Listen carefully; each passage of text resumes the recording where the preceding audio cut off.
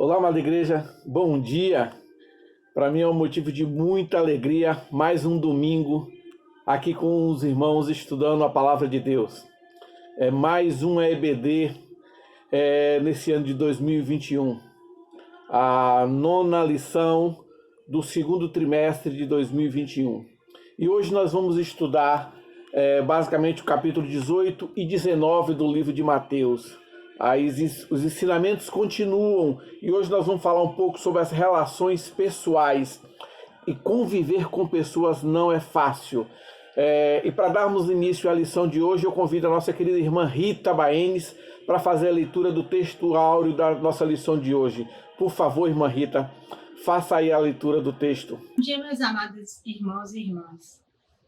Vamos hoje meditar aqui o texto áureo da EBD, que se encontra em Mateus 19:8, que diz assim: Jesus lhes respondeu: por causa da dureza do vosso coração é que Moisés vos permitiu repudiar vossas mulheres. Entretanto, não foi assim desde o princípio. Muito obrigado, irmã Rita. Meus irmãos, conviver com pessoas não é fácil. E principalmente cada um com seu temperamento, cada uma com sua educação, com seu comportamento, com a sua formação. E realmente é difícil, a convivência se torna às vezes insustentável em determinadas situações. E isso está sendo bastante evidente agora nesse período de pandemia. Nesse período de pandemia realmente mostrou que algumas pessoas, às vezes, quando estão juntas, se tornam insuportáveis. Não tem aquela capacidade de um conseguir conviver, se adaptar com o outro. E muitas relações estão sendo quebradas nesse período de pandemia porque estão ficando mais juntos um com os outros. É um absurdo, era o momento, às vezes, das pessoas aproveitarem aquele momento para se conhecer, mas está sendo um momento utilizado para se afastarem. E nesse momento agora nós vamos convidar o próximo professor, o primeiro professor dessa manhã, para nos falar um pouco sobre o valor da humildade. E para isso eu convido o nosso querido professor Gabriel, filho da nossa irmã Rita, que acabou de fazer a leitura do texto áureo. Bom dia, amada igreja, a graça e a paz do nosso Senhor Jesus Cristo. Como nós sabemos, o pecado veio ao mundo e corrompeu todas as relações, todas as nossas relações. Seja a nossa relação com Deus, seja a nossa relação com nós mesmos, seja a nossa relação com o próximo, seja até mesmo a nossa relação com a natureza.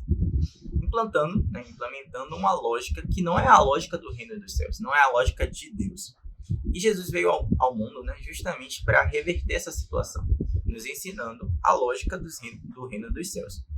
E é justamente sobre isso, sobre essa lógica, esses ensinamentos que Jesus nos deixou para toda a nossa vida, sobre o reino de Deus e sobre a lógica do reino de Deus, que discutiremos hoje na EBD. E o tópico que eu fiquei responsável, que eu discutirei hoje com vocês, é sobre o valor da humildade. E o texto base para essa discussão está em Mateus 18, de 1 a 5, que diz o seguinte: naquele momento, os discípulos chegaram a Jesus e perguntaram: quem é o maior no reino dos céus? Chamando uma criança, colocou-a no meio deles e disse: eu lhes asseguro que, a não ser que vocês se convertam e se tornem como crianças, jamais entrarão no reino dos céus. Portanto, quem se faz humilde como esta criança, este é o maior no reino dos céus. Quem recebe uma dessas crianças em meu nome, está me recebendo.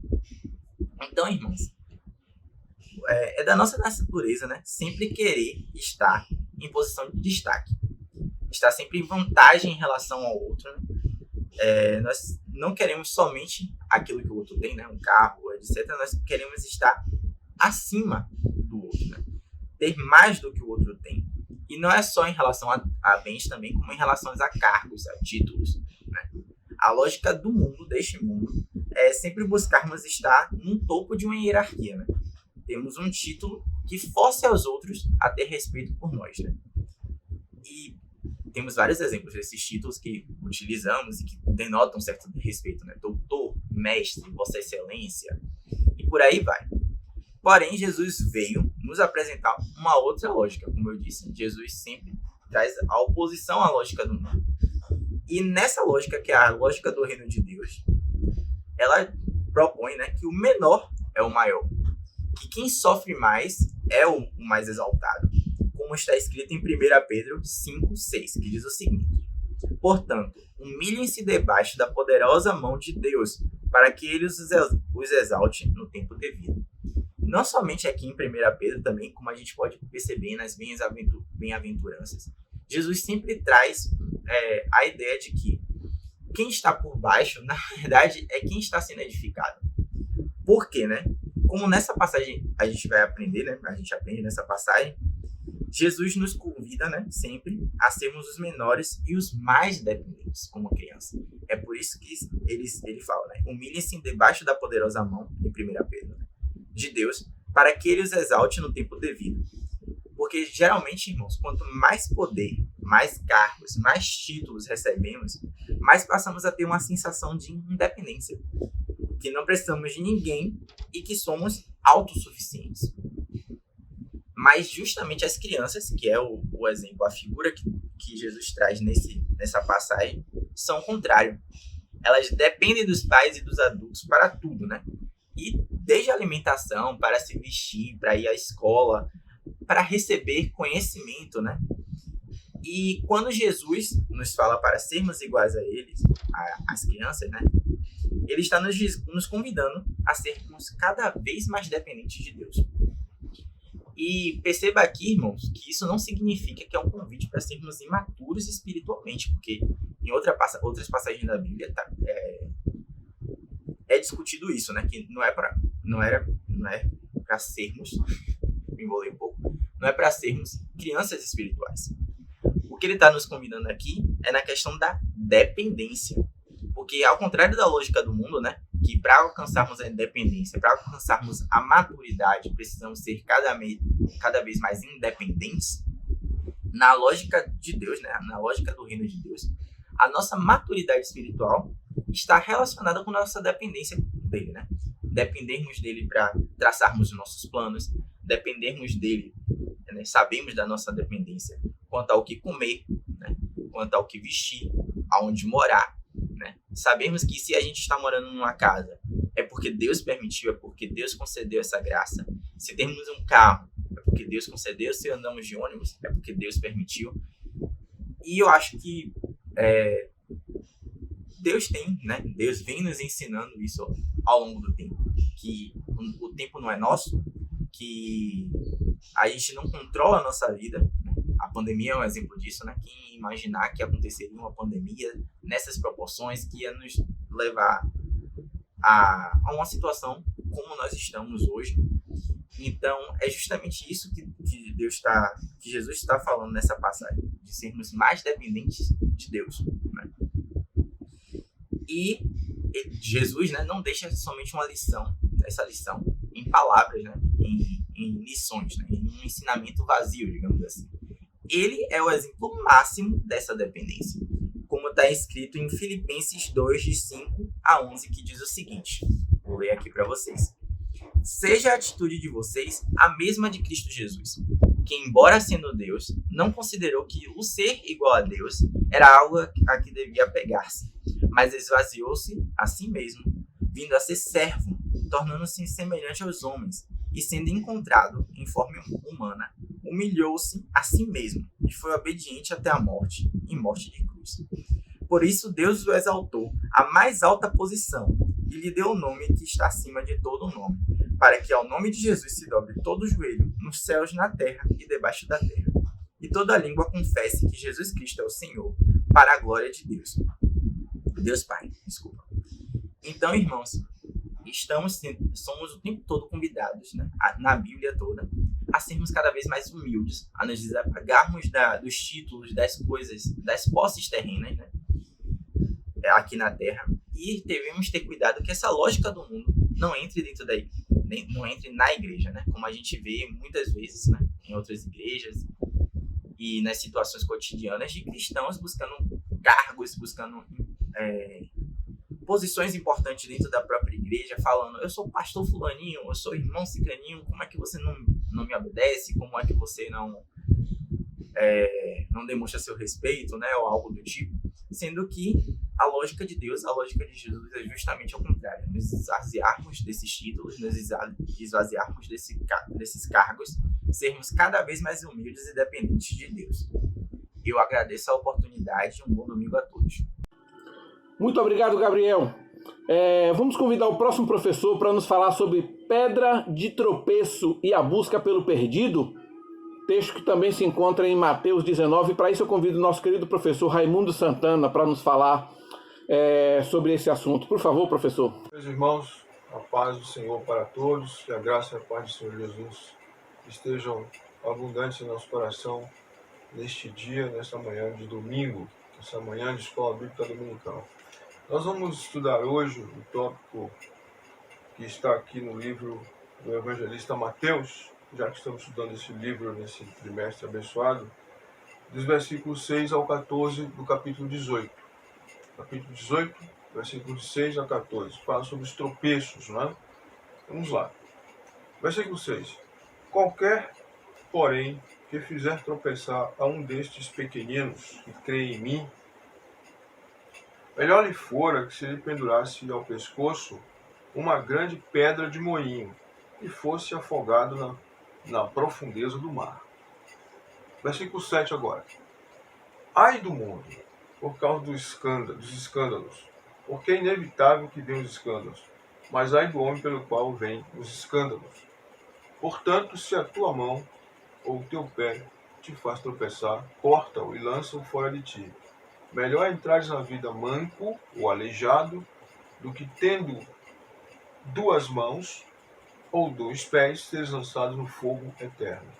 E se os teus olhos te fazem tropeçar, arranca-o e lança-o fora de ti.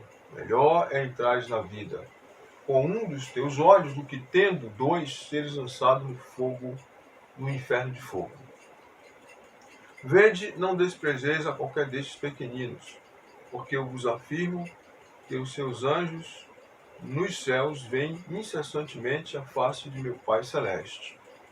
Porque o Filho do Homem veio salvar o que estava perdido. Que vos parece? Se um homem tiver 100 ovelhas e uma delas se extraviar, não deixará ele nos montes as 99, indo procurar a que se extraviou? E se porventura a encontra, em verdade vos digo que maior prazer sentirá por causa desta do que pelas 99 que nunca se extraviaram, que não se extraviaram. Assim, pois, não é da vontade de vosso Pai Celeste que se perca um só destes pequeninos. Muito bem. O que temos aqui?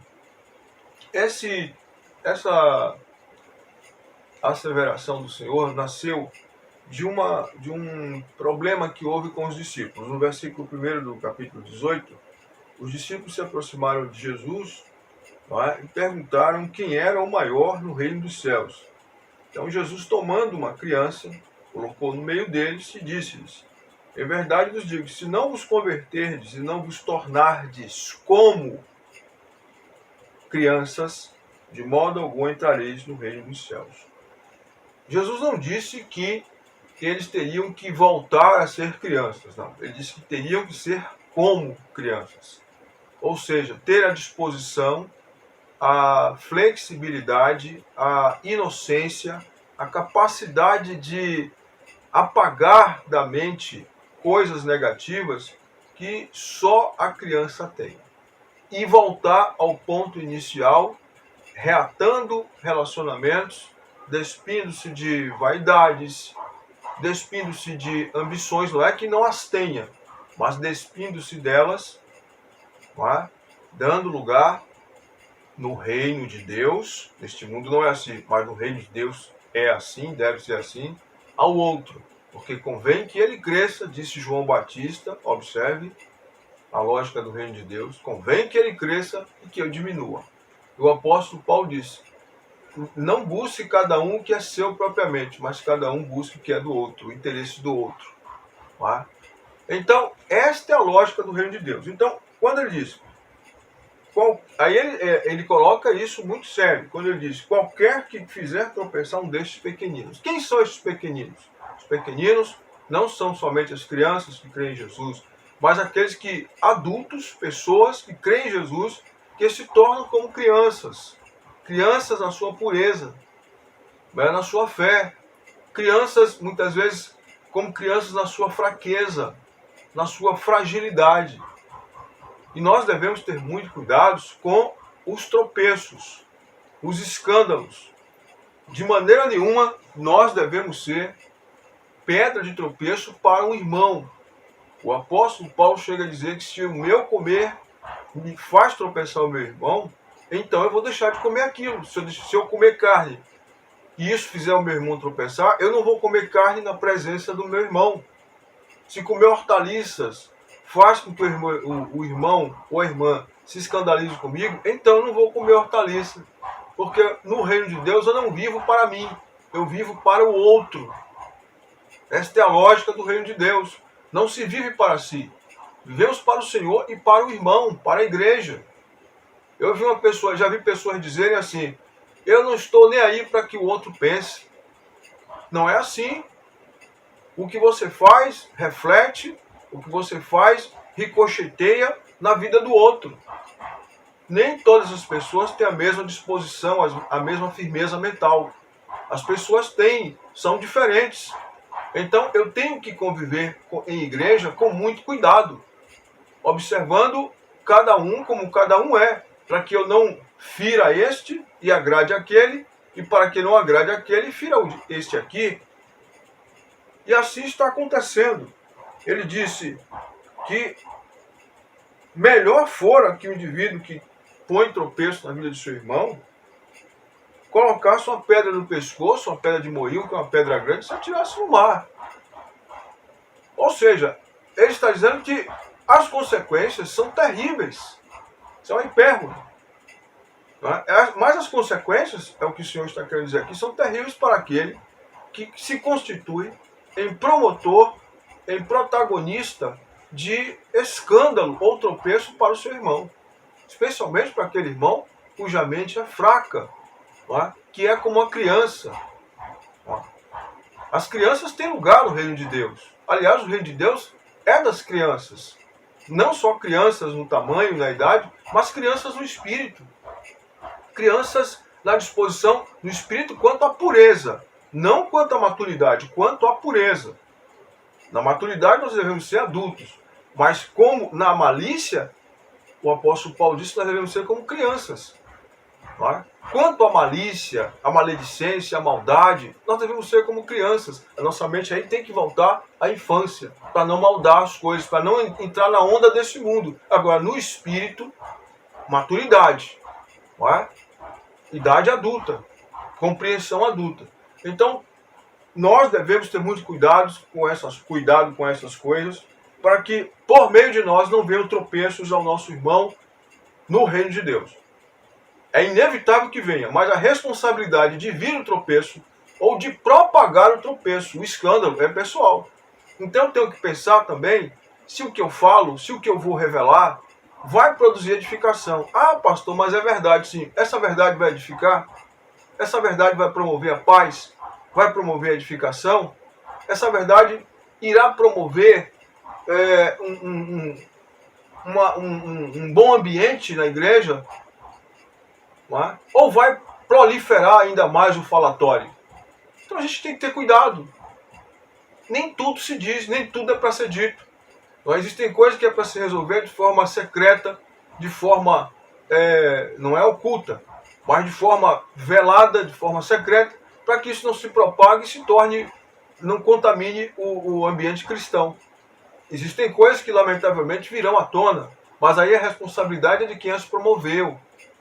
E também torna-se copartícipe aquele que espalha aquilo que já está espalhado, aquele que aumenta aquilo que já está aí, aquele que promove, aquele que dá uma profusão maior, uma proporção maior, aquilo que já está aí constituído como escândalo, ficar espalhando escândalo. Que isso traz dano ao reino de Deus. Então, devemos ter cuidado com isso, porque há julgamentos em ação da parte de Deus por causa disso. Nós devemos pedir a Deus misericórdia. Devemos ter cuidado para não fazer o irmão tropeçar, não sermos pedra de tropeço e não fazermos injustiça, porque a palavra de Deus diz que o Senhor é vingador de todas essas coisas. Nós não devemos defraudar o irmão ou a irmã em coisa alguma. Porque para com o Senhor não há parcialidade. Está lá em Colossenses 3:24. É a Cristo o Senhor que servis. Não é? Cada um receberá de acordo com o que fez. Não é? Se fizermos o bem, receberemos o bem. Mas se fizermos o agravo, cada um vai receber de acordo com o que procedeu. Portanto, se a nossa mão, pé, olho nos faz tropeçar, devemos arrancar. Não é mutilar-se, automutilarmos. Não é isso. Automutilação. Mas arrancar a disposição dessa tendência que nos faz pecar. E, por último, a disposição do Senhor em revelar o seu amor à ovelha perdida. Não é? Muitas vezes a ovelha perdida, pelo fato de um escândalo que foi provocado, enfraqueceu essa ovelha. Ela foi agravada, ela sofreu um agravo na igreja. E quantas pessoas estão afastadas hoje da fé porque sofreram agravos? Foram feridas. Feridas por obreiros, feridas por uma palavra, feridas por uma calúnia, feridas por uma antipatia e feridas até pela indiferença. Porque a igreja está, de um modo geral, a igreja está infectada, usar o termo da moda, né? A igreja está maculada, permita-me dizer, entre aspas, por grupos que acham que se relacionam entre si, vivem uma espécie de comunhão inflamada, de koinonite, não é? E que não se abre para outras pessoas. Isto não é comunhão, isto é algo doentio, não é? Isto é algo doentio. A igreja em Atos todos tinham tudo em comum. A igreja hoje não é nem sombra do que deveria ser. E nós devemos pedir misericórdia a Deus enquanto nós não voltarmos às Escrituras Sagradas como elas são. Buscarmos este ideal que está no livro de Atos. As bênçãos não serão derramadas. Deus não se fará presente na igreja como se fez naqueles dias. O Evangelho é o mesmo, o Espírito é o mesmo, a palavra é a mesma, o poder de Deus é o mesmo, mas os crentes não são mais os mesmos. Não é? A igreja não é nossa propriedade, a igreja não é nosso clube particular de amizade fechado, não é nossa confraria. A igreja é o corpo do Senhor Jesus Cristo, regido pelo Espírito Santo, que traz comunhão, que traz graça, que traz amor, porque Deus é um Pai de todos, sobre todos e em todos. Deus não está em alguns, Deus está em todos e é por todos e em todos. Nós devemos lutar para que haja comunhão, derrubar as barreiras. Esta deve ser a meta de cada um de nós, desde a liderança aos liderados. Não é? Pessoas que são feridas, pessoas que têm queixas porque não são atendidas, porque não sabem nem que existem essas pessoas na igreja. Nós devemos ser humildes e reconhecer isso. Não é? Devemos nos aproximar das pessoas. Devemos nos aproximar. Fala-se tanto de abraço, fala-se tanto de aperto de mão. E agora que não se pode abraçar e apertar a mão, essas pessoas estão mais distantes ainda. Se sentem alijadas do processo. Se sentem párias espirituais, quando na verdade são filhos e filhas de Deus. Mas o Senhor está dizendo que a essas pessoas que estão desviadas, enfraquecidas, a ovelha fraca, a ovelha perdida, a ovelha doente, a ovelha desprezada, Ele mesmo vai deixar as 99 no curral e irá buscar a que está perdida. Ele irá buscar. Ele disse que deixará as 99 e irá buscar esta que se perdeu. Portanto, não adianta belos discursos, não é? Não adianta belas pregações e exegeses e tudo mais, não é? E hermenêutica, se nós não estamos vivendo o Evangelho. Se nós não estamos vivendo o Evangelho da graça do Senhor Jesus Cristo e as pessoas estão morrendo, mirrando na fé e na vida espiritual. Porque falta o básico, que é o amor operante, que é a graça de Deus, que é a atenção a todas as pessoas. Que Deus tenha misericórdia de nós, que Deus nos ajude, que Deus se compadeça e envie um grande avivamento para nós, porque nós estamos precisando. Que Deus abençoe a todos. Obrigado, professor Raimundo. Vamos convidar um outro professor agora para falar sobre o perdão difícil. E para isso eu convidei o nosso querido professor Rafael Paim para nos falar sobre esse tópico que realmente é complicado. Perdão difícil. Olá, meus irmãos e minhas irmãs, bom dia. Que a doce paz do Senhor esteja no seu coração nesse momento esteja ocupando cada espaço do seu coração, principalmente nesse tempo tão difícil que nós temos enfrentado. Acredito que alguns dos irmãos e das irmãs tenham conhecimento que essa semana a minha mãe ela foi submetida a 3 cirurgias. E o nosso coração ele fica apertado.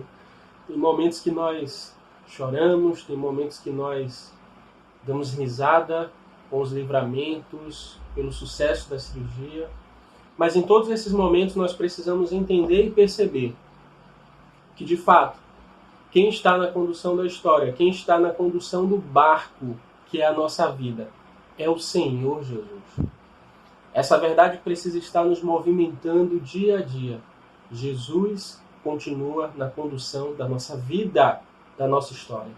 Hoje, dando continuidade à nossa EBD, nós vamos falar sobre perdão difícil. Como é difícil perdoar. Como, de fato, é difícil nós criarmos em nossos corações essa ideia do perdão, essa ideia de você dispensar sobre alguém que te fez mal a paz, dispensar o recomeço, dispensar a cura, porque isso é o perdão. E eu queria te convidar para que você abrisse a sua Bíblia em Mateus, o Evangelho segundo Mateus, capítulo 18, a partir do verso 15. O texto diz assim: além disso, se teu irmão pecar contra ti, vai e dize-lhe a sua culpa entre ti e ele somente. Se ele te ouvir, ganhaste a teu irmão. Se, porém, ele não te ouvir, então leva contigo mais 1 ou 2, para que pela boca de 2 ou 3 testemunhas cada palavra seja confirmada. E se ele recusar ouvi-los, dize-o à igreja. Mas se recusar ouvir a igreja, seja ele para ti como um homem gentil e um publicano. Na verdade, eu vos digo, tudo o que ligardes na terra será ligado no céu, e tudo o que desligardes na terra será desligado no céu. Ainda eu vos digo que se 2 de vós concordarem na terra acerca de qualquer coisa que pedirem, isso lhe será feito por meu Pai que está no céu. Porque onde estiverem 2 ou 3 reunidos em meu nome, ali estou eu no meio deles. Então Pedro, aproximando-se dele, disse: Senhor, até quantas vezes o meu irmão pecará contra mim e eu o perdoarei? Até 7 vezes? Jesus lhe disse: eu não te digo que até 7 vezes, mas até 70 vezes 7. Portanto, o reino do céu é semelhante a certo rei que quis acertar contas com seus servos. E começando a acertá-las, foi-lhe apresentado um que lhe devia 10.000 talentos. Porém, não tendo ele com que pagar, ordenou seu senhor que fossem vendidos ele, a esposa e seus filhos, e tudo o que ele tinha, e que o pagamento fosse feito. Então o servo se prostrou e o adorou, dizendo: Senhor, tem paciência comigo, e eu tudo te pagarei. Então, movido de compaixão, o senhor do servo soltou e perdoou-lhe a dívida. Saindo, porém, este servo encontrou um dos seus conservos, que lhe devia 100 denários. E lançando mão dele, tomou-o pela garganta, dizendo: paga-me o que tu me deves. Então seu conservo, caindo-lhe aos pés, pediu-lhe, dizendo: tem paciência comigo, e eu te pagarei tudo. Ele, porém, não quis atender, lançou-o na prisão, até que pagasse a dívida. Vendo, pois, os seus conservos o que foi feito, entristeceram-se muito, e foram contar a seu senhor tudo o que foi feito. Seu senhor, então, chamando-o, disse-lhe: servo perverso, perdoei-lhe toda a dívida. Por que tu me suplicaste? Não devias tu, igualmente, ter compaixão do teu conservo, como eu também tive misericórdia de ti? E, indignado, o Senhor o entregou aos atormentadores, até que ele pagasse tudo o que ele devia. Assim também, meu Pai Celeste fará com vocês, se de coração não perdoardes cada um as ofensas do seu irmão. Esse texto é um texto muito impactante, um texto que, por si só, ele já nos chama a atenção para a necessidade desse perdão e o tamanho desse perdão. Perdão é diferente de desculpa. Às vezes a pessoa pisa no seu pé e diz assim: me desculpa. Poucos utilizam o me perdoe, porque o perdão tem uma ideia muito mais profunda. Nós trabalhamos com a ideia do perdão conectado a algo muito mais sério. O perdão, ele é destinado a atos, a situações difíceis de serem perdoadas. Por isso que é algo tão profundo. E Pedro, nesse texto que nós lemos, ele vai falar com Jesus.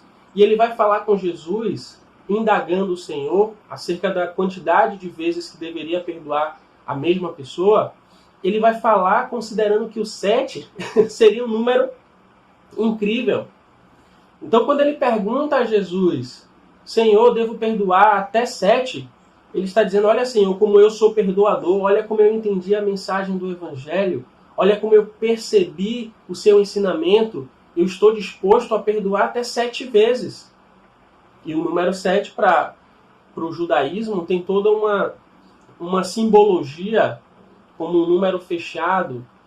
Então ele coloca uma numeração importante para a tradição religiosa que eles tinham, achando que Jesus iria validar o discurso dele com o perdão 7 vezes. E Jesus surpreende não só a Pedro, mas a todos que estavam ouvindo a sua mensagem, que sempre foi uma mensagem de restauração, uma mensagem de remissão, uma mensagem de recomeço. Isso é o Evangelho, poder de Deus para transformar, para salvar. E Jesus responde a ele, 7 vezes não, 70 vezes 7. Ou seja, você tem que perdoar muito além do que a sua altivez, do que o seu orgulho, do que a sua vaidade vai dizer a você que é suficiente. Você precisa perdoar sempre. Você precisa limpar o seu coração. Nós somos perdoados para perdoar. A oração do Pai Nosso diz isso. Jesus ele nos ensina essa realidade. Que nós precisamos perdoar os nossos ofensores. Aqueles que nos fizeram mal. Nós oramos dessa forma. Nós pedimos a Deus o perdão como nós também perdoamos. Então, se nós não perdoarmos, se nós não estendermos a misericórdia às pessoas, como nós vamos chegar até o nosso Deus? Como é que nós vamos buscar do nosso Senhor esse perdão se o nosso coração está amargurado, está pesado, está com raiva? Não é certo que seja assim, meus irmãos. E Jesus ele vai contar a história de um homem. E esse homem vai acertar as contas com seus servos. E ele percebe um que estava devendo muito dinheiro a ele. E ele diz, olha, vou lançar você na prisão, sua esposa, seus filhos. E aquele homem se desespera. Aquele homem se desespera porque estaria arruinando, de certa forma, a vida dele, a vida da esposa e a vida dos filhos, dos descendentes. E ele clama, Senhor, misericórdia, tem misericórdia de mim. Me dá mais um tempo que eu vou pagar, me dá mais um tempo que eu vou conseguir pagar o que eu estou te devendo. Não faça assim comigo, não seja tão cruel comigo. E aquele Senhor tomado de compaixão, a mesma compaixão que o Senhor Jesus tem pelas nossas vidas, a mesma compaixão que Deus tem por nossas vidas quando perdoa os nossos pecados, perdoa as nossas falhas, e tem uma misericórdia enorme que se renova.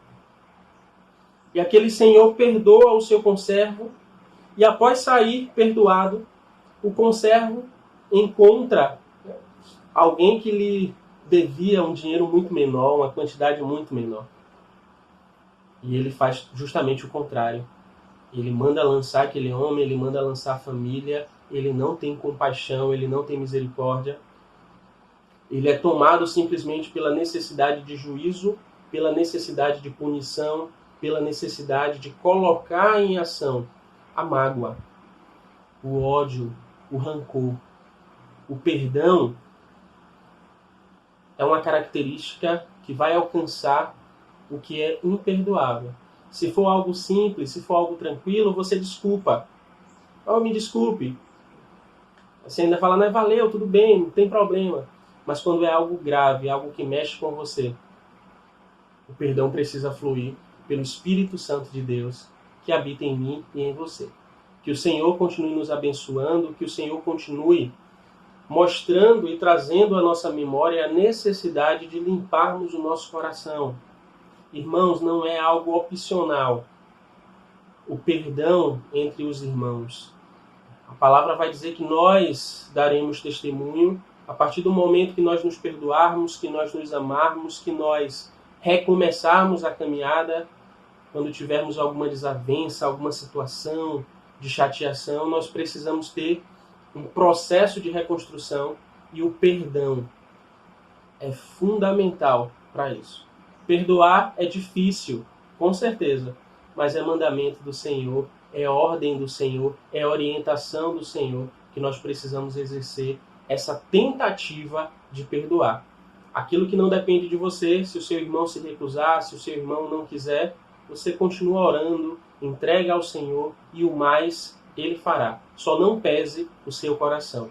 Que Jesus te abençoe e te guarde. Um abraço. Muito obrigado, Rafael. Meus irmãos, eu gostaria que vocês abrissem suas Bíblias em Mateus capítulo 19. Mateus capítulo 19, nós vamos ler do versículo 1 ao versículo 12. Antes de eu começar a fazer a leitura, os irmãos estão vendo aí embaixo um polegar dizendo que ok, que está gostando. Um clique aí, dê um cliquezinho aí nesse polegar dizendo que o irmão está gostando da nossa EBD. Mateus capítulo 19. Quando Jesus terminou de dizer essas coisas, deixou a Galileia e foi para a região da Judéia, a leste do rio Jordão. Grandes multidões o seguiram e ele curou os enfermos.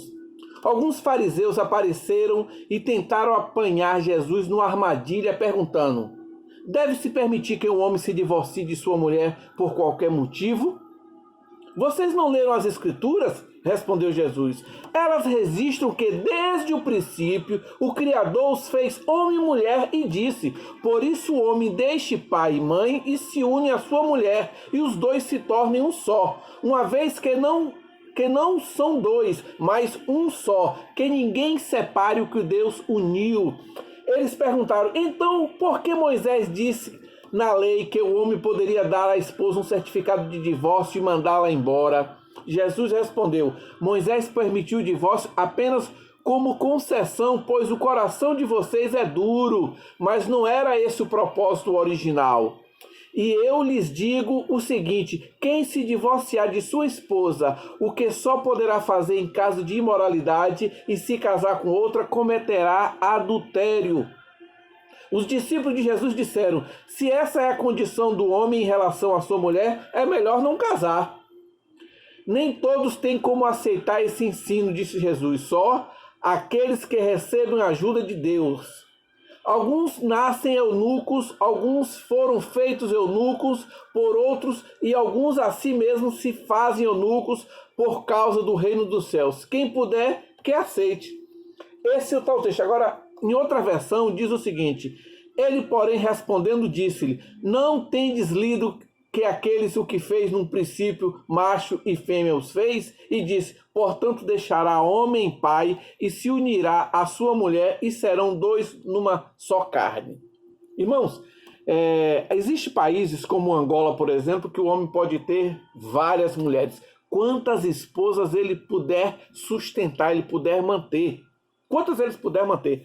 A África do Sul também é assim. Inclusive na África do Sul tem até uma passagem muito engraçada, que o presidente da África do Sul, o Zuma, presidente da África do Sul, ele tinha 8 esposas. Agora, recente, na Copa da África do Sul, por exemplo, esse foi um motivo de muita repercussão na imprensa de lá, porque ele tinha 8 esposas, algo totalmente aceito pela política, pela legislação local, mas só que ele estava sendo investigado porque ele estava tendo um caso extraconjugal, um caso extraconjugal, ou seja, ele poderia ter aquela mais a 9ª esposa, quer dizer, ele já tinha 8 esposas, e ele estava, além das 8 esposas, ele estava tendo um relacionamento extraconjugal com a outra mulher. E isso, pela lei lá, não é permitido. E por isso ele estava sendo investigado para confirmar esse caso extraconjugal. Caso fosse confirmado, ele poderia até perder o cargo de presidente. Isso foi bastante comentado na época lá. O Brasil não aceita essa questão da poligamia, nem o próprio judaísmo aceita. A lei brasileira realmente ela condena tal conduta. E olha o que Jesus fala em Mateus, olha o que está escrito em Gênesis capítulo 2, versículo 24. Portanto, deixará o homem seu pai e a sua mãe, e apegar-se-á a sua mulher, e serão ambos uma carne. Imagina que Jesus Cristo estava referindo, lendo algo, falando algo que ele já tinha conhecimento do que estava escrito lá no livro de Gênesis capítulo 2. Ou seja, ele estava sempre fazendo referência às escrituras. Quais os principais problemas que temos visto atualmente para o aumento do número de divórcio? Alguns casos mera banalidade, mas outros têm se caracterizado pela violência doméstica. Cada vez mais, e esse período agora da pandemia, isso ficou bastante evidenciado, essa questão da violência doméstica. Isso realmente está tomando números alarmantes, essa questão da violência doméstica, a ponto de aumentou consideravelmente o índice de divórcios nesse momento. É a falta de respeito, a falta de amor dentro do lar. São temas difíceis que, inclusive, têm que ser debatidos dentro da igreja, essa questão da violência doméstica. A mulher não deve ser saco de pancada, nem também objeto para o homem despejar sua raiva e mágoas. Ela tem que ser a parceira de amor do homem, ou seja, um só, como está escrito em Gênesis e como o próprio Cristo como o próprio Cristo relata lá no livro de Mateus. Eu gostaria que os irmãos abrissem suas Bíblias em Efésios capítulo 5, e nós vamos ler do 22 ao 33. Observe que é um texto que os irmãos já conhecem demais. Sujeitem-se uns aos outros por temor a Cristo. Observe o seguinte: mulheres, sujeitai-vos a seus maridos como ao Senhor, pois o marido é a cabeça da mulher, como também Cristo é a cabeça da igreja, que é o seu corpo, do qual ele é o Salvador, assim como a igreja está sujeita a Cristo. Observe o seguinte, que mulheres, sujeitai-vos aos vossos maridos. Agora, olha a parte do marido. Marido, ame suas mulheres, assim como Cristo amou a igreja e entregou-se a si mesmo por ela para santificá-la, tendo purificado pelo lavar da água, mediante a palavra, e apresentá-la a si mesmo como igreja gloriosa, sem mancha, nem ruga ou coisa semelhante, mas santa e inculpável. Da mesma forma, os maridos devem amar as mulheres como seus próprios corpos, como ama sua mulher, ama a si mesmo. Além do mais, ninguém jamais odiou o seu próprio corpo, mas o alimenta e dele cuida, pois também Cristo faz com a igreja, pois somos membros do seu corpo. Por essa razão, o homem deixará pai e mãe e se unirá à sua mulher, e os dois se tornarão uma só carne. Esse é um mistério profundo. Refiro-me, porém, a Cristo e à igreja. Observe que a responsabilidade do homem é muito maior. Apesar de nós podermos dizer o seguinte, que Cristo Paulo coloca aqui os dois aqui no mesmo texto, mas a parte do texto que ele refere, que ele dá a responsabilidade ao homem, e ele diz o seguinte, apresentar a si mesmo como igreja gloriosa, sem mancha nem ruga ou coisa semelhante, mas santa e inculpável. Essa é a recomendação do apóstolo Paulo, ou seja, ele tem que amar a mulher como ama o próprio corpo. Antigamente se referia apenas à parte inicial, mulheres sujeitadas aos seus maridos, mas observe que a responsabilidade do homem é grande, acho que talvez seja até maior, a responsabilidade que Paulo coloca sobre o homem é maior do que simplesmente sujeitar, porque a mulher pode sujeitar o homem sem um mínimo de amor, simplesmente por uma mera responsabilidade ou por uma mera justificativa sociológica do momento em que vive. Mas o homem não, ele tem que amar. E quando se ama, não engana, não mente. Realmente, de fato, se ama. Agora nós vamos para a próxima professora, que inclusive estreia na nossa EBD, professora Giovana. Por favor, professora Giovana, nos fale um pouco também sobre a continuação dessa lição. Bom dia, eu estou muito feliz de estar aqui hoje compartilhando a palavra com vocês. Hoje nós vamos ler Mateus 19, 16 a 30. Eu vou ler aqui para vocês. E eis que alguém aproximando-se disse-lhe: Bom mestre, que bem farei para conseguir a vida eterna? E ele disse-lhe: Por que me chamas bom? Não há bom senão um só, que é Deus. Se queres, porém, entrar na vida, guarda os mandamentos. E disse-lhe ele: Quais? E Jesus disse: Não matarás, não cometerás adultério, não furtarás, não dirás falso testemunho, honra teu pai e tua mãe, e amarás o teu próximo como a ti mesmo. Disse-lhe o jovem: Tudo isso tenho guardado desde a minha mocidade. Que me falta ainda? Disse-lhe Jesus: Se queres ser perfeito, vai, vende tudo o que tens e dá aos pobres, e terá um tesouro no céu. E vem e segue-me. O jovem, ouvindo essa palavra, retirou-se triste, porque possuía muitas propriedades. E disse então Jesus a seus discípulos: Em verdade vos digo que é difícil entrar um rico no reino dos céus. E outra vez vos digo que é mais fácil passar um camelo pelo fundo de uma agulha do que entrar um rico no reino de Deus.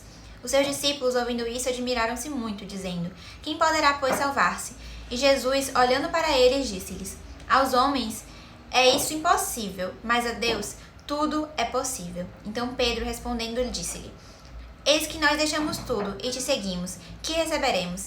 E Jesus disse-lhes: Em verdade vos digo que vós que me seguistes, quando na regeneração o Filho do Homem se assentar no trono da sua glória, também vós assentareis sobre 12 tronos, para julgar as 12 tribos de Israel.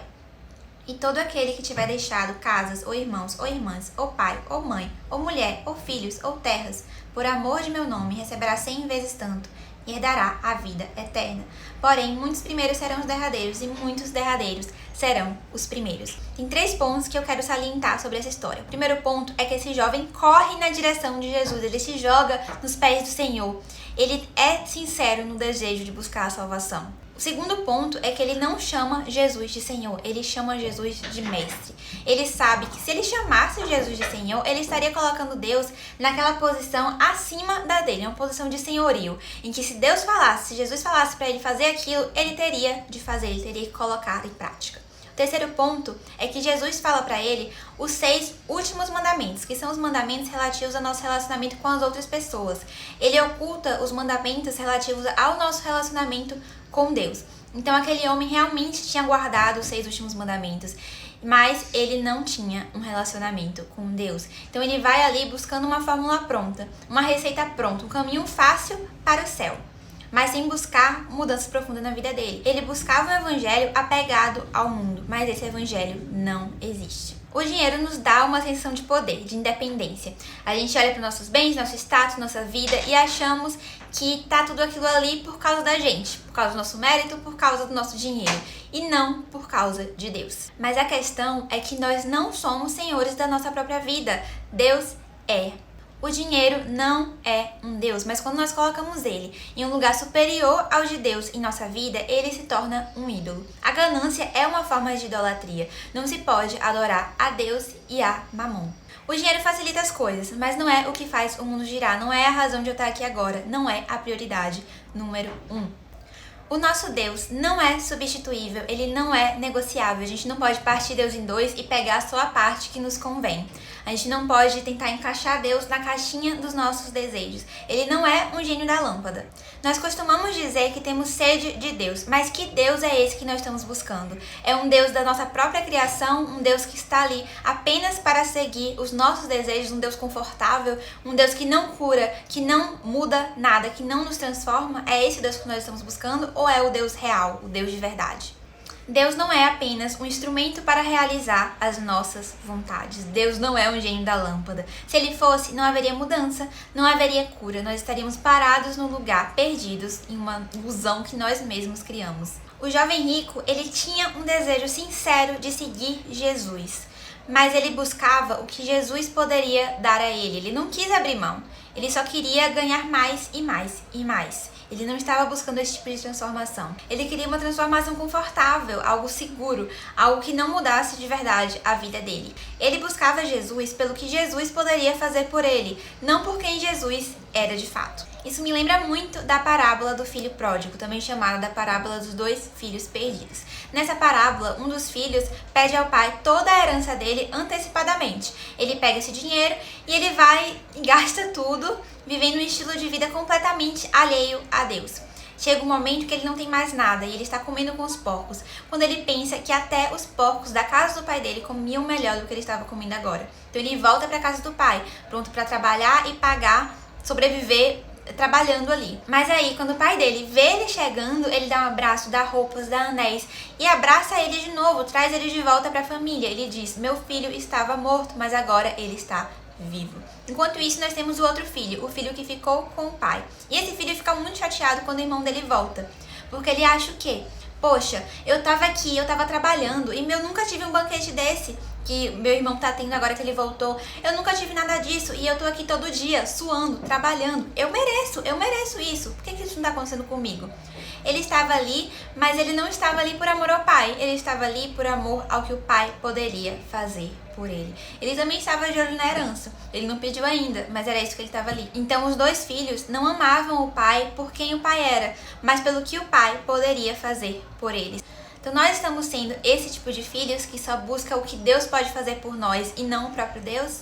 Agora vamos falar um pouquinho da história de Judas. Judas largou tudo que ele tinha para seguir Jesus. Ele curou enfermos, ele expulsou demônios, ele pregou o reino de Deus. E onde está Judas agora? Judas traiu Jesus. Judas não estava com o coração dele naquela missão. Ele estava ali pelo que ele poderia receber depois. O verdadeiro evangelho não é sobre o que Deus pode fazer por nós. O verdadeiro evangelho é sobre quem Deus é. Esse evangelho falso sobre o que nós podemos receber nos programa apenas para pensar nas bênçãos de Deus e não para buscar realmente a presença de Deus, mas de Deus, estar com Deus.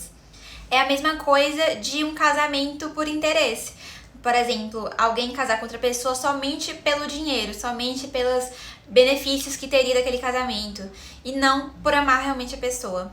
Será que nós estamos tendo esse tipo de casamento? Será que nós estamos tendo esse tipo de relacionamento interesseiro com Deus? Ou nós estamos realmente sendo sinceros no desejo de estar com Deus e não somente receber as bênçãos de Deus? Então eu vou te fazer uma pergunta. O seu coração está no lugar certo? Você abriu espaço para que Deus ocupe o primeiro lugar em sua vida? Se você perdesse tudo que você tem hoje, você ainda teria a sua fé? Se Deus segurasse todas as bênçãos, você ainda louvaria o nome dele?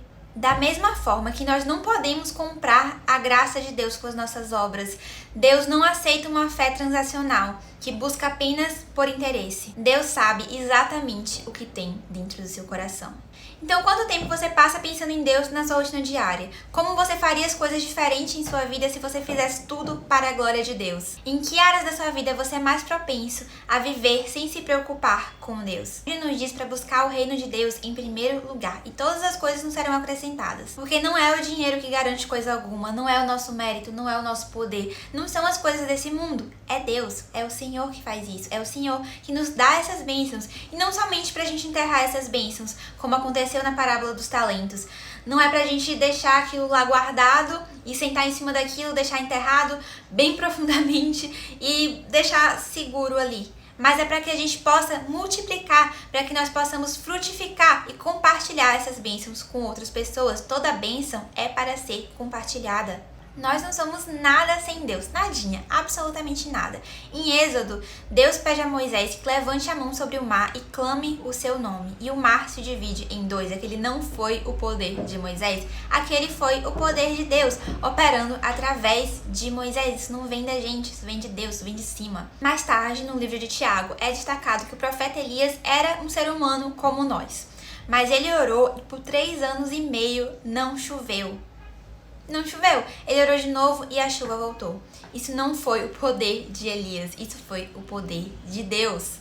O nosso Deus tem preparado algo novo para nós, mas para que a gente possa receber isso, a gente tem que abrir a mão. A gente tem que parar de segurar com tanta força o que nem é nosso para segurar. A gente tem que estar aberto para receber o que vem de Deus e não segurar nessas coisas daqui do mundo. E para concluir, eu quero traçar um paralelo entre esse jovem rico de Mateus 19, 16 a 30 e José de Arimateia, que também foi um homem rico e ele fazia parte do Sinédrio, que era a suprema magistratura judaica. Esse homem, ele era um seguidor oculto de Jesus. Ele tinha muito medo do que os judeus poderiam fazer, das autoridades judaicas. Então ele ficava ali em segredo, seguindo Jesus. Ele não concordou quando Jesus foi condenado e ele não concordou quando Jesus foi crucificado. Então depois da crucificação de Jesus, ele foi até Pilatos e pediu o corpo de Jesus. E depois ele colocou Jesus no sepulcro da família dele, da propriedade dele. Após essa atitude, ele foi preso e condenado à prisão perpétua.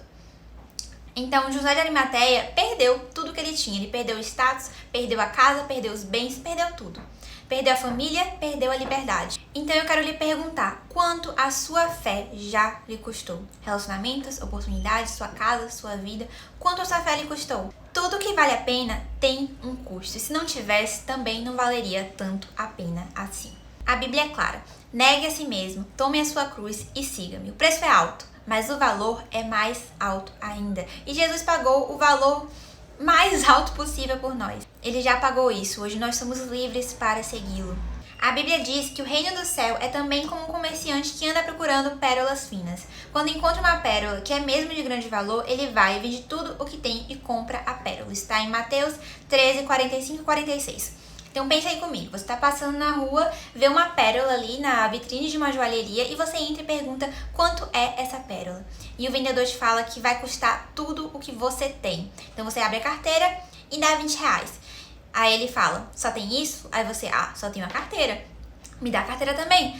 Mas como é que eu vou pagar o estacionamento do carro? Tem carro? Me dá o carro também. Mas como eu vou chegar em casa? Tem casa? Me dá a casa também. Mas e minha família? Tem família? Me dá a sua família também. Então ele pega tudo que você tem. Tudo que você tem, custa tudo o que você tem. Então quando o vendedor vê que você realmente abriu mão de tudo em prol daquela pérola, em prol daquele tesouro, ele diz a você que você pode ter tudo de volta, mas que pertence a ele. E é a mesma coisa com Jesus. Nada disso é nosso. O dinheiro, os bens do jovem rico não eram dele, eram de Deus. Foi Deus que colocou aquilo na vida dele. Não foi o status, não foi o mérito dele, não foi nada disso. Foi Deus que colocou na vida dele. E a mesma coisa com a gente. Tudo que nós temos pertence a Deus, não é nada nosso. É tudo dele. O nosso tempo, os nossos recursos, tudo, nossos dons, é tudo de Deus. Então eu quero lhe perguntar, nós temos sido bons mordomos daquilo que Deus colocou em nossas mãos? Nós temos administrado esses recursos para a glória de Deus? Temos nos esquecido do preço que foi pago na cruz?